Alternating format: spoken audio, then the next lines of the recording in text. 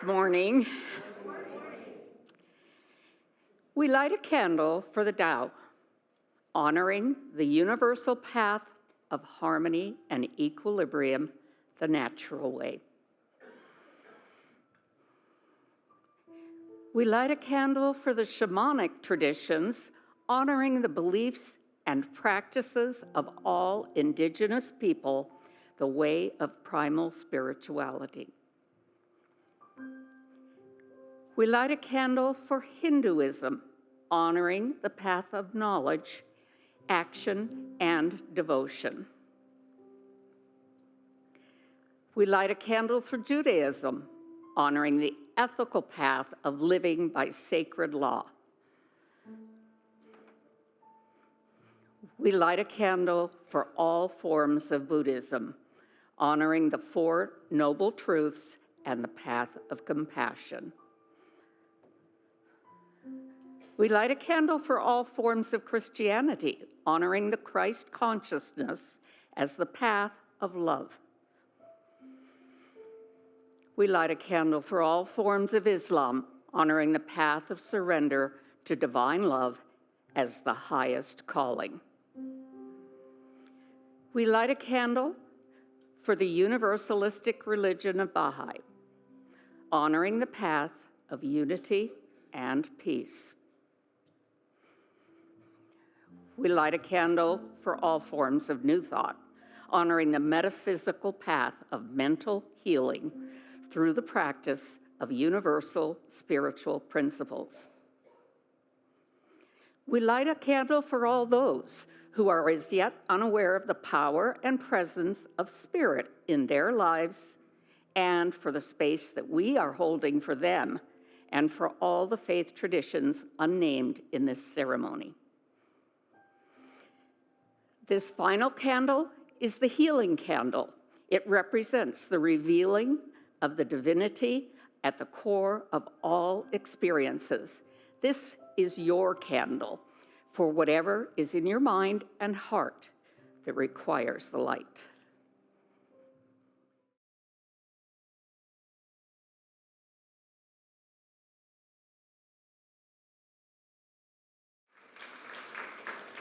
So I brought a poem today by a well-known Sufi master named Hafiz. He lived more than 100 years before Rumi did. And in this poem, he speaks about what happens as when he is really moving deeper and deeper into his heart. It's called, "And Then You Are." And then you're like this. A small bird decorated with orange patches of light, waving your wings near my window, encouraging me with all of existence love to dance. And then you are like this, a cruel word that stabs me from the mouth of a strange costume you wear, a guise you had too long tricked me into thinking could be other than you. And then you are the firmament that spins at the end of a string in your hand that you offer to mine, saying, "Did you drop this? Surely this is yours." And then you are, oh, then you are, the beloved of every creature, revealed with such grandeur, bursting from each cell in my body. I kneel, I laugh, I weep, I sing, I sing. That poem of Hafiz expresses his awareness that everything is God, and it fits right in with our affirmation for this month, written by Reverend William Gill. I'll say it one time, and then I invite you to say it with me. My soul sings in harmony with your soul. We are one voice.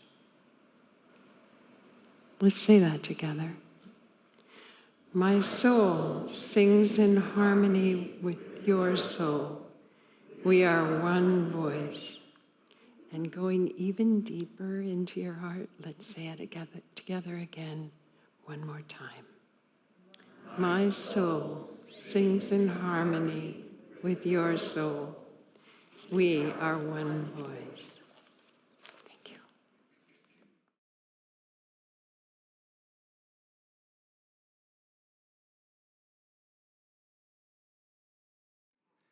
So there's an aspect of me wanting to sing that song on this particular date because we have something exciting happening for our community on this date. What is today? October 20th. I don't even remember what the date is. October 26th, 2025, and that is, we are beginning what I'm calling the satellite service once a month on the fourth Sunday of every month up in Saddlebrook in the afternoon. And I was thinking, like, well, for a community, some of whom may not be familiar with the New Thought philosophy or what we stand for, and may just be showing up to be looky-loos, because that does happen. Oh, we hear this guy's coming in, and he's going to, he's a minister, and it's a metaphysical philosophy, and, well, let's go check him out. What do you think? I just thought that song, because I'll be singing that song also at the celebration this afternoon, I just thought, what a great introduction to a foundation of what we stand for here. To really open up to the understanding that we are all the carriers of the message of love and peace and light and joy and freedom. Every single one of us. The reason I get to be on a platform is because, well, I studied. But you know what? Doesn't make me any different from you. We are all the carriers of this message. Do you believe in love? Yes. Do you believe in light? Yes. Do you believe in infinite life? Yes. Then the way you behave, rooted in those beliefs, becomes the manner in which you are expressing in the world. That is what we stand for. And that's what I choose to teach. That's what I choose to, that's what I have chosen to adopt in my life. And I want to note that I keep saying I have chosen to adopt this in my life because I could believe something very different. I don't know how well that would work out for me. Some of my old beliefs that I used to carry did not work out for me very well at all. Whoo, boy. But now I choose to believe in the good and nothing but the good. Even in the midst of seeming challenge all around, I still choose to believe in the good. Because there's nothing in the world of circumstance that has any bearing on the goodness and expression of wholeness in my life. How about you? Well, that was resounding. You weren't expecting me to ask you the question, so I totally get it.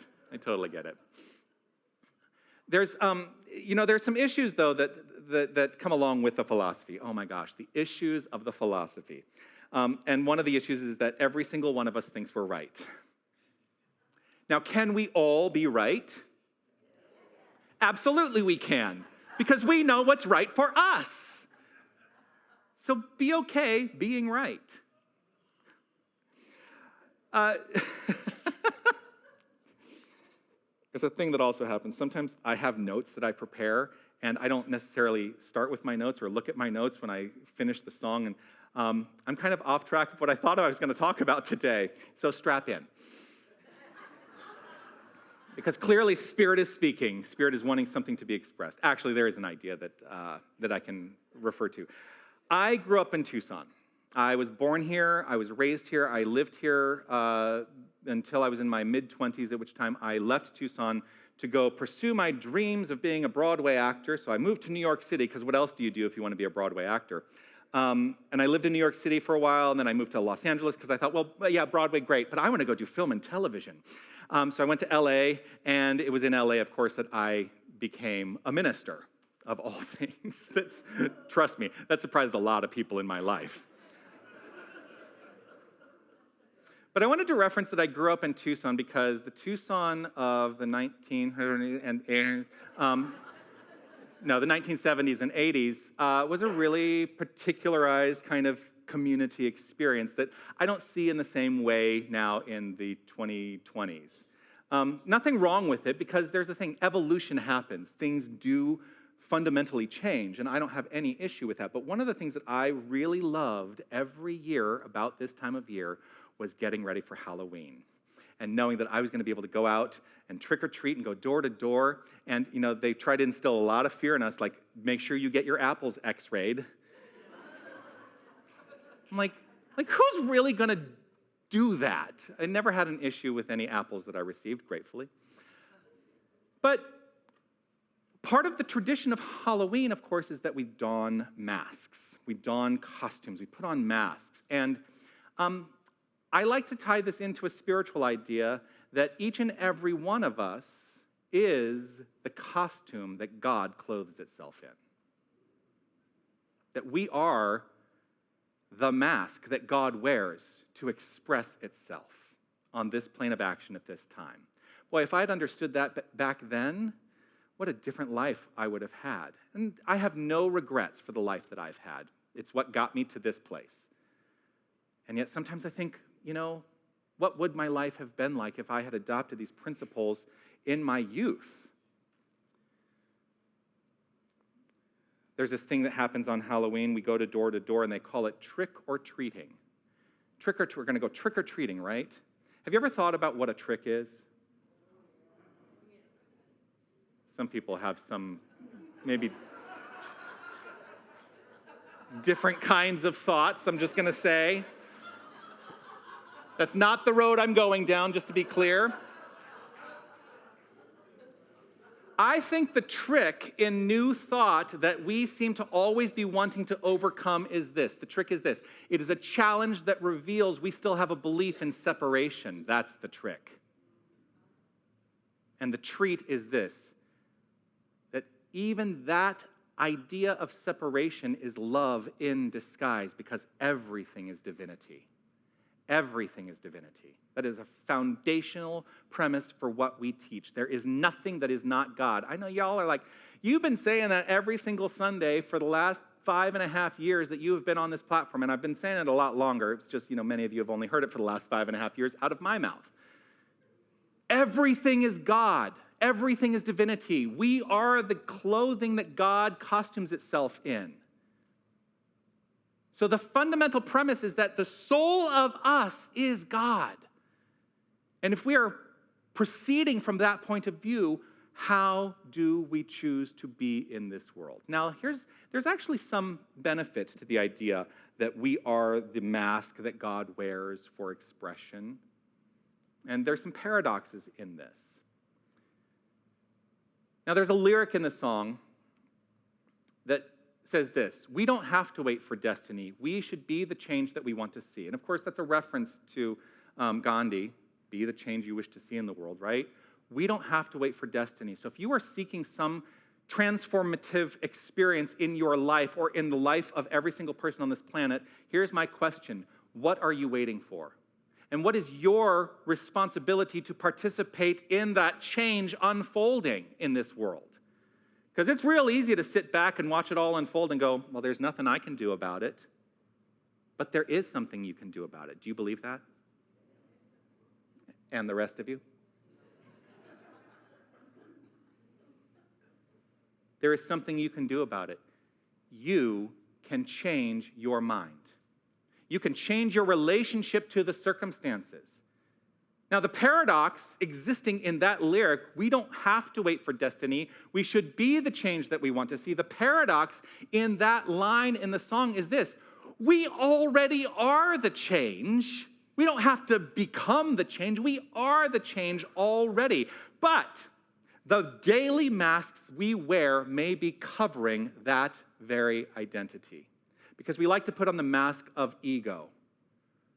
Because it gives us a context in which we can relate to one another in this world that feels comfortable. But that mask of ego tends to close us off. It tends to make the world smaller. That mask of ego sometimes shows up in phrases like, well, I'll wait until something happens out there that then I can react to, rather than being the proactive creator of that which I seek. Or things like, I will act when something out there happens, forgetting sometimes that we are the activity of the divine. And as we activate the divine power and presence that is us, that we are fundamentally transforming the world all around us. Are we waiting until it's too late? The song says the future started yesterday, and we're already late. So what are you waiting for? What are you waiting for to transform this life of yours into something that we can globally all celebrate? It begins right where you are. It begins right where each and every one of us is. But we hide it with masks, don't we? We hide it. Now, there's a paradox in the mask. That's the title of today's talk, the paradox of the mask, right? The paradox, let me begin by offering this. I don't know if you know this about me, but I do come from a theater background. Shocking, I know. I already mentioned I wanted to be on Broadway. But I do come from a theater background, so I have significant theatrical training. And there are a lot of crazy things we do in actor training. So there was this class that I took. It was a voice and movement class in university. And there was a whole semester where we had to study an animal. And then we had to embody the essence of the animal in our work. Can you imagine what kind of animal I might have been? I was a tiger. That was the animal that I studied. And my mom used to laugh because she would then say, I can see that animal, I can see that tiger in some of your performances that you do now. So we do some funny things in theater training. One of the things that we do is we do what's called mask work. And what happens in mask work is that we actually put on what's called a neutral mask, a literal physical mask. It has a neutral, there's no facial expression to the mask, right? And in that work, as we are training ourselves, that mask hides the face in order that we may reveal the archetype or the emotion or the truth that is beyond just being able to see it on the face, because then we become the embodiment of that archetype, or we become the embodiment of that emotion, or we become the embodiment of that truth. And that is what allows an actor to be able to fully express bodily, not just in the face. It's very much a theatrical technique because a lot of the film work is like, you got to put that all in, it's like you got to do all of that, but do it like that in the face, right? So the paradox of these spiritual masks, these ego masks, is this. We think we are disguising, but we are actually revealing and expressing when we put on those ego masks. That's the paradox of the mask.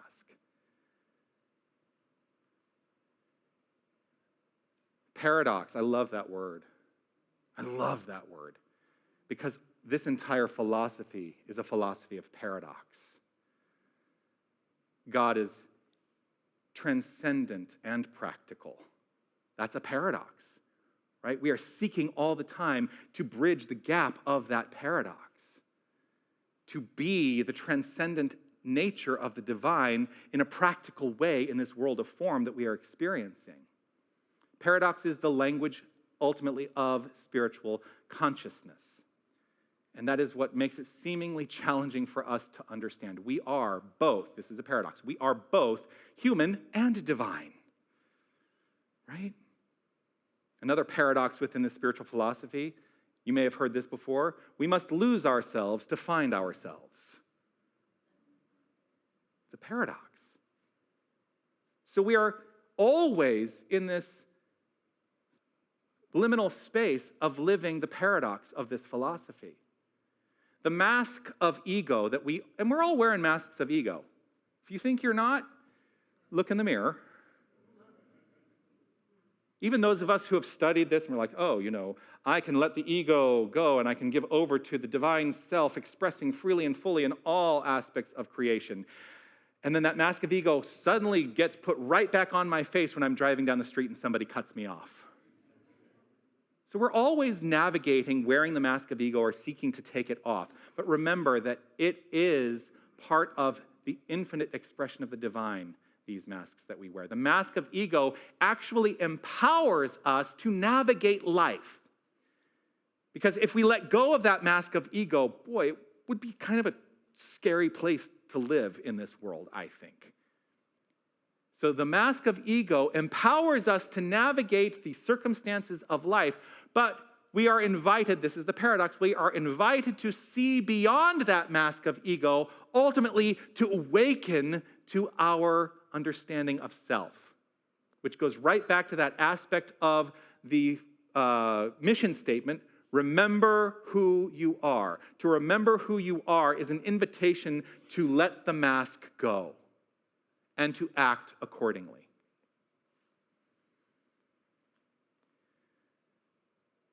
Now, this also ties into this month's theme of harmony. And you may go, what?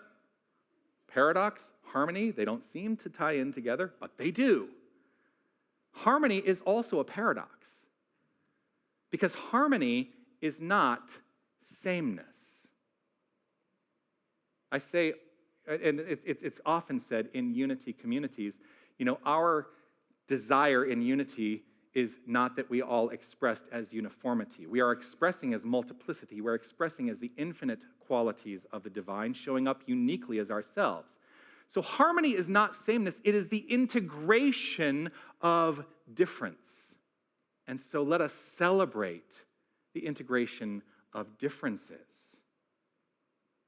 But it can seem paradoxical because we live in a constant liminal space. Do you know what liminal space means? It means there's that over there and there's this over here, and the threshold in between is the liminal space.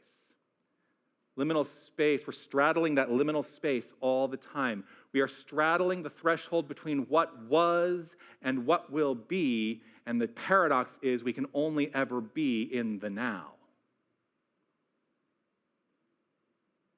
So that is a paradox, but spiritual practice helps navigate the liminal space. It helps navigate the threshold between what was and what will be. We can only ever be in that liminal space. Boy, that's a challenge. Because don't you want to feel like you know what's going to happen 5 minutes from now? I sometimes am like, I really want to make sure I know what's going to happen. Okay, I am a preparer.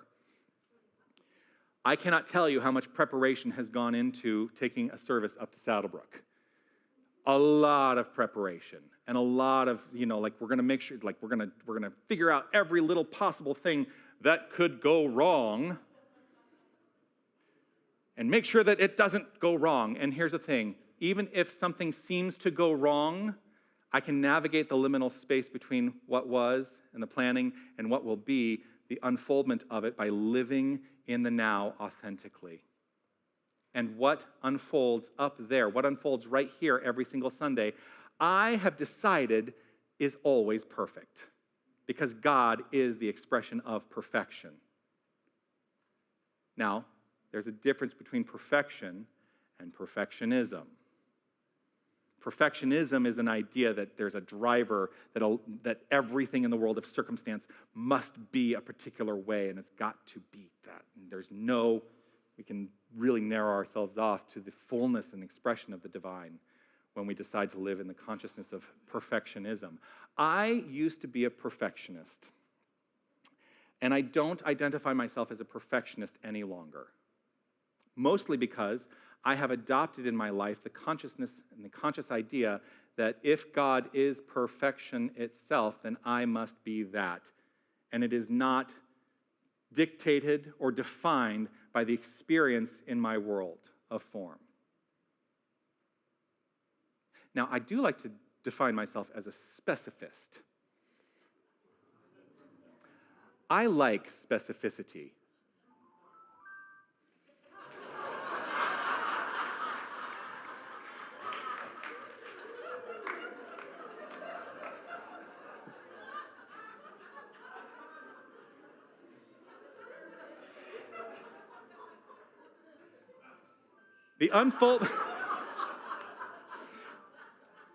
The unfoldment of divinity is always perfect in its expression.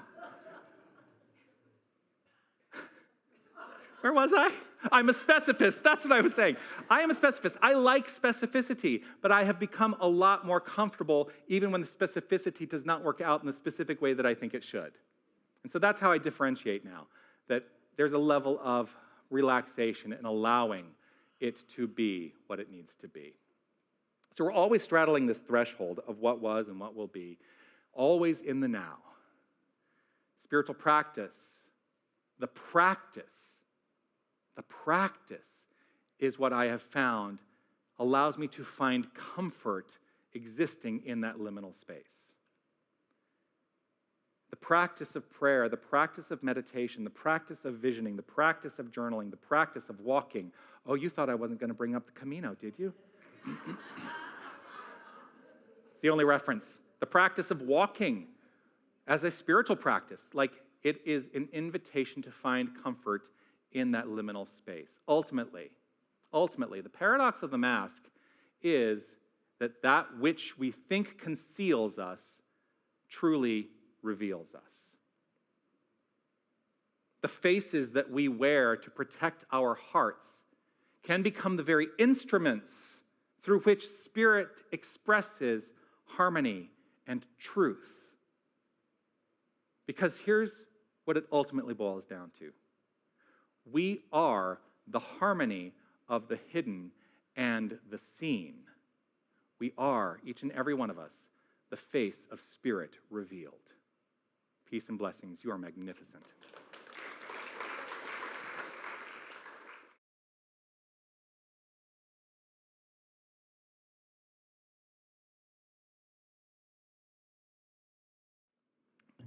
And so as we have adopted the life practice,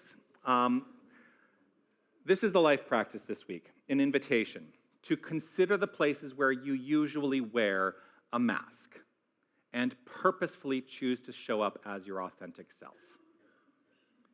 You get to decide what that looks like for you. But are there experiences, I don't know, walking into the grocery store? Are there experiences? I'll tell you, I've had to take my car in for repair, and there's an interaction there where I put on a mask to be the customer, and the person across is put on their mask to be the service provider, and we are interacting based on those masks, those identities that we've adopted. And what if I got rid of the idea that I have to be a customer and I just show up as the profound expression of love? See where you are wearing masks. I guarantee we're all wearing masks in our everyday lives. Choose to show up as your authentic self. Speak truth, act boldly, and notice how your authenticity creates harmony in your world. That's the life practice we're offering this week.